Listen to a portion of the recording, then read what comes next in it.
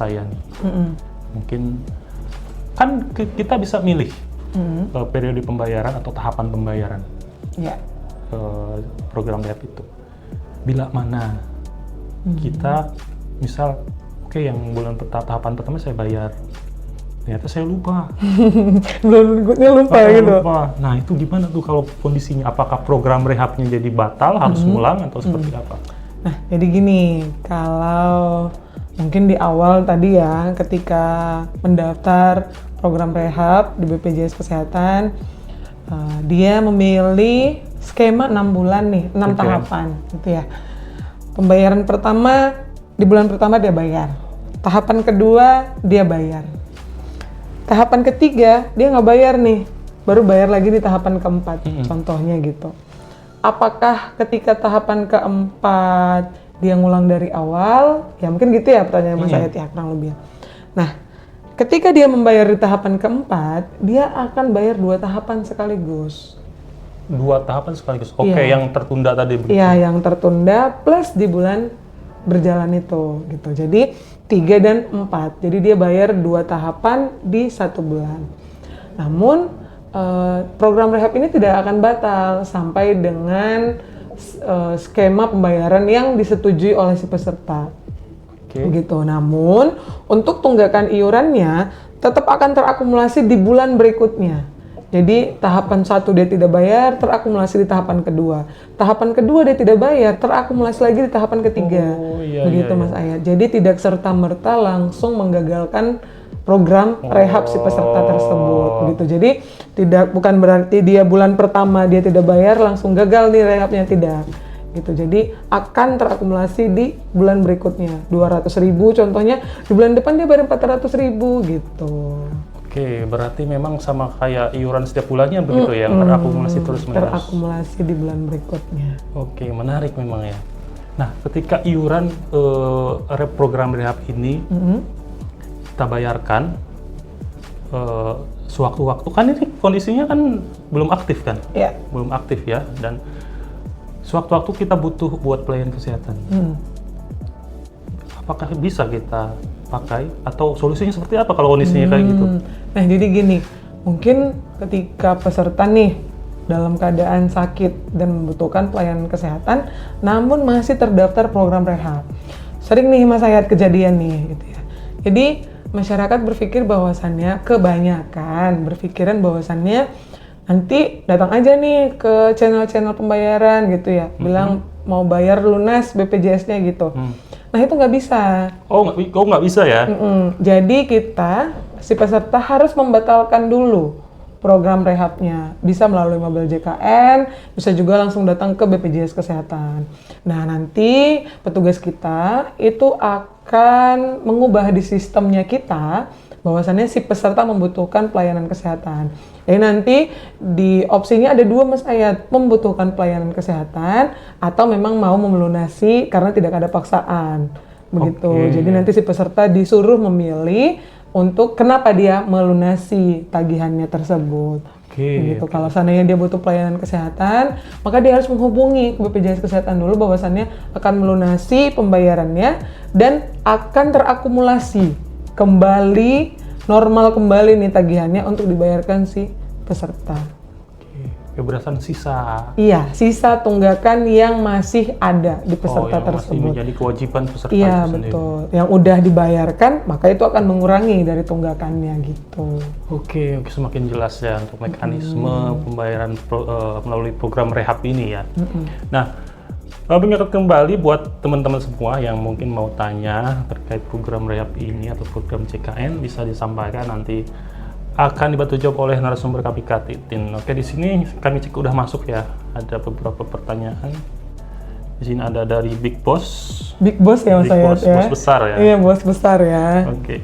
Mau daftar rehab ada tambahan biaya enggak? Takutnya udah daftar malah nambah biayanya. Oke. Sebenarnya secara ini udah lebih tadi disinggung ya terkait mungkin ada biaya tambahan dari bunga atau segala macam. Mungkin boleh disampaikan lagi Kak Titin ya kepada Bapak Big Boss ya. Bapak Big Boss. Ya. Oke, silakan. Oh ya, mungkin untuk Bapak Big Boss ya. Mungkin tadi di sesi kedua ya Mas Ayat ya, kita sudah menyampaikan bahwasannya untuk program rehab ini atau cicilan ini, nyicil lah ya, untuk lebih mudahnya masyarakat memahami bahwasannya tidak ada biaya tambahan untuk peserta yang sudah memiliki tagihan maksimal 24 bulan atau peserta yang sudah dialih segmen. Jadi tunggakan iuran yang tertagih tetap itu juga yang akan dicicil, kecuali untuk peserta PBPU yang masih berada di segmen PBPU. Oke. Jadi dia akan membayarkan, setelah dia membayarkan cicilan tunggakan yang sebelumnya dia rehab, ketika melakukan pelunasan dia tetap akan juga membayarkan iuran bulan berjalan selama dia nyicil. Gitu. Namun itu bukan biaya tambahan. Itu adalah iuran yang memang seharusnya dibebankan kepada peserta di setiap bulannya. Oke, iuran bulan berjalan. Iuran bulan berjalan gitu.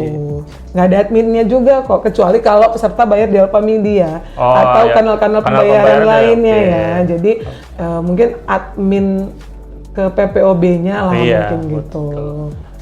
Normal lah itu ya? Normal biasanya.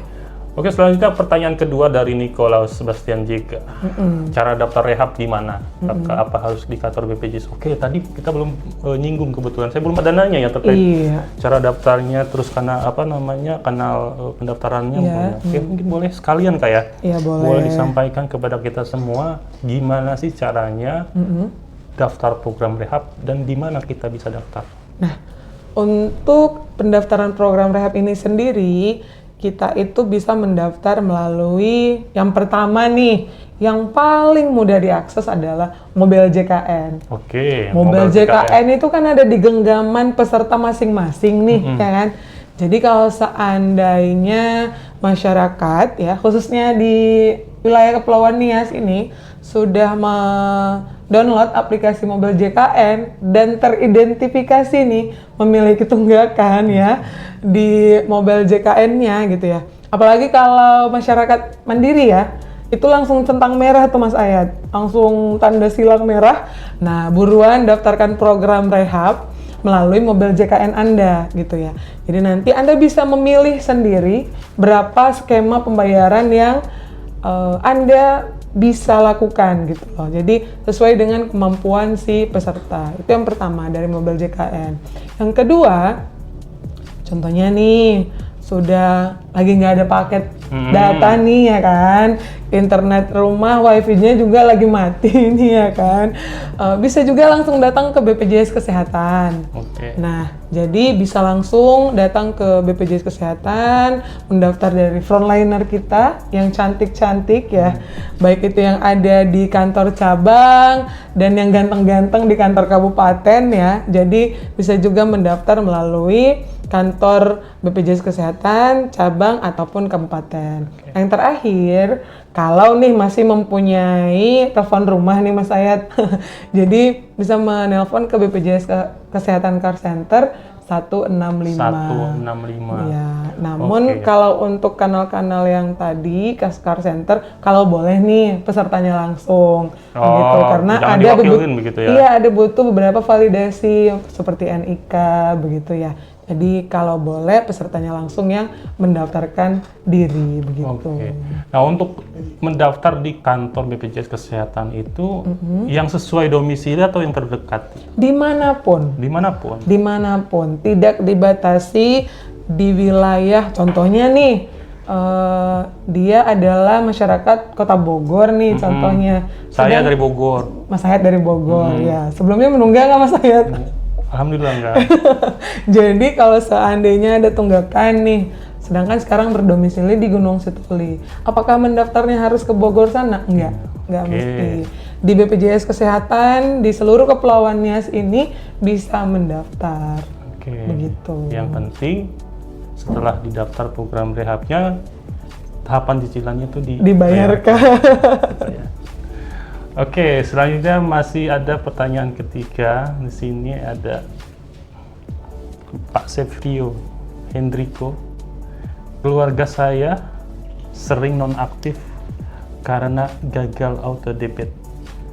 Itu solusinya gimana, Kak? karena ketahuannya pas saat akses layanan. Oh, inilah Bapak Sevrio ini sepertinya belum punya aplikasi mobile JKN. Iya, ya.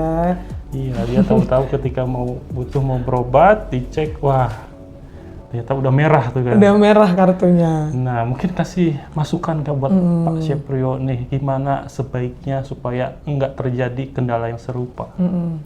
Yang pertama mungkin download aplikasi mobil JKN dulu Mas Ayat ya. Jadi tahu nih status keaktifan kepesertaannya. Nah, balik lagi nih ke auto debitnya. Mungkin terkadang nih ya sistem pertama nih namanya sistem buatan manusia ya Mas Ayat ya. Terkadang ada kendala jaringan atau ada anggota keluarga yang baru ditambahkan. Oh ya. Ya, itu kan beda nih dari gitu ya? formulir auto debit yang kita serahkan di bank dengan yang akan dipotong nih di setiap bulannya begitu ya. Mungkin yang terdaftar di awal 3 orang, di bulan berikutnya rupanya ada 4 orang, namun tidak ada konfirmasi dari peserta kepada banknya begitu. Atau di saat tanggal-tanggal pendebitan saldo kosong. Oh iya. Ya, saldo kosong gitu ya. Iya. Nah, rupanya mau didebit nih tanggal 5 ya kan. Nyari-nyari tanggal 4 kan? si peserta udah ngambil duitnya semuanya gitu ya iya. kan. Nah, terkadang juga seperti itu. Akhirnya VA-nya nyari-nyari kemana nih? Nggak ada kok. Nggak bisa diambil. Nggak bisa diambil nih, nggak ada duitnya nih ya kan di rekening peserta. Mungkin juga nih untuk jaga-jaga juga kepada peserta yang sudah terdaftar auto debit begitu ya. Mungkin bisa menggunakan bank-bank yang memang sudah bekerja sama itu dengan BPJS Kesehatan. Terkadang nih masyarakat ini ya mempertahankan rekening yang dia miliki Mas Ayat contohnya. Sedangkan kita masih hanya bekerja sama dengan beberapa bank, BNI, Mandiri, BCA gitu ya. Sedangkan apalagi nih di Kepulauan Nias nih rata-rata masyarakatnya menggunakan ya bank biru ya gitu ya. Bank biru. Bank biru gitu ya. Banyak yang biru. Jadi terkadang ada kendala sistem pemotongan gitu.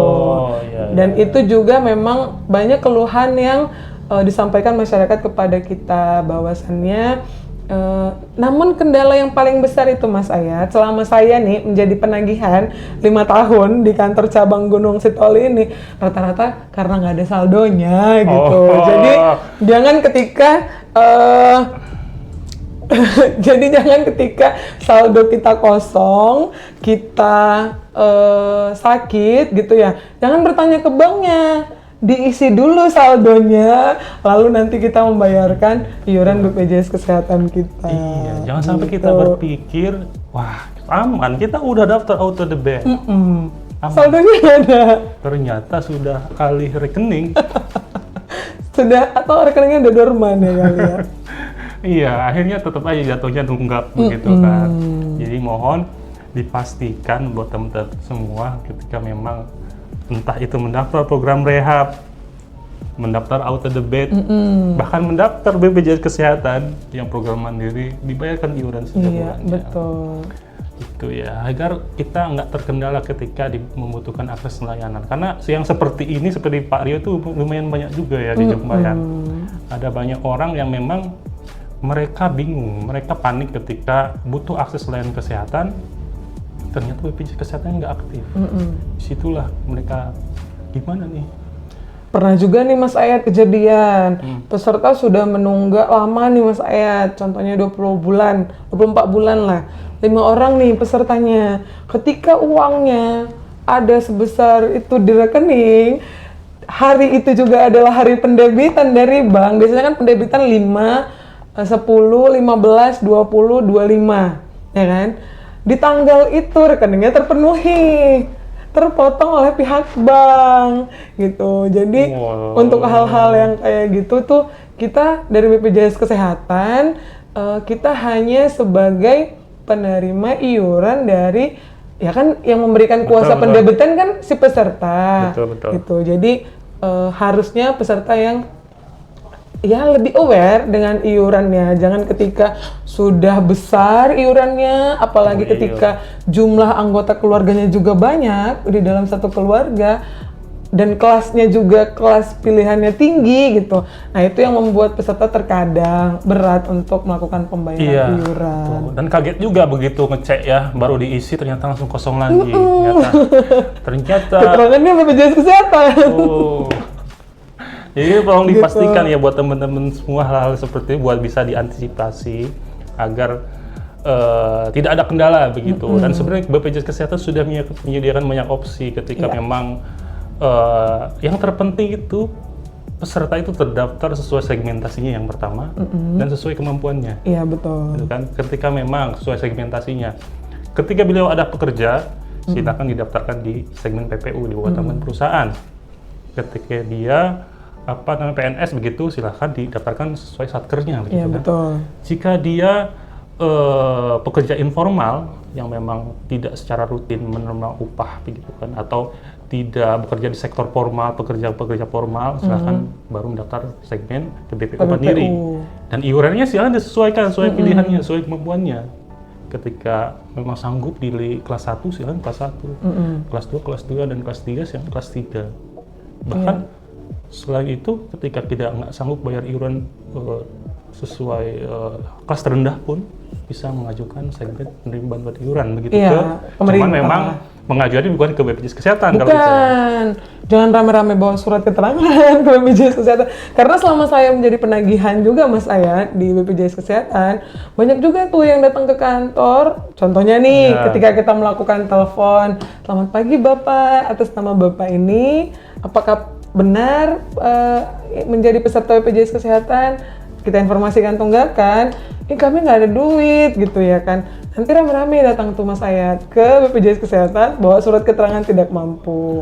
Bukan ke BPJS Kesehatan ya Bapak Ibu, tapi ke pemerintah. Oke, karena memang untuk iuran penerima bantuan iuran ini, iurannya itu tetap dibayarkan, cuma ditanggung oleh pemerintah pusat atau pemerintah daerah. Makanya sistem pengajuannya pun silakan ke pemerintah. Iya, kan? betul. Oke, karena BPJS Kesehatan hanya badan yang memang menjamin dan diberikan wewenang untuk mengelola. Betul.